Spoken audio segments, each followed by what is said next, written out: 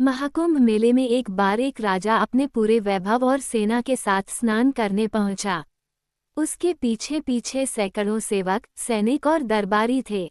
राजा सोने चांदी के आभूषणों से सुसज्जित था और उसके रथ के चारों ओर सुरक्षा गार्ड तैनात थे। जब राजा स्नान करने पहुंचा तो उसने देखा कि एक कोने में एक वृद्ध संत ध्यानमग्न बैठे हैं। उनके पास कोई धन संपत्ति नहीं थी, मात्र एक लंगोटी और कमंडल था। फिर भी उनके चेहरे पर अपार शांति और संतोष झलक रहा था। राजा ने संत के पास जाकर पूछा, महात्मन, मेरे पास अपार धन संपत्ति, सेना और वैभव है, फिर भी मुझे सच्चा सुख नहीं मिलता।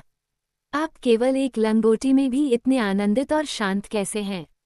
संत मुस्कुराए और बोले, राजन, सुख बाहरी चीजों में नहीं, बल्कि भीतर की संतुष्टि में होता है। महाकुंभ का ये स्नान केवल शरीर की शुद्धि के लिए नहीं, बल्कि आत्मा की शुद्धि के लिए भी होता है। जब तक तुम अपने अहंकार और मोह को नहीं छोड़ोगे, तब तक सच्ची शांति नहीं मिलेगी।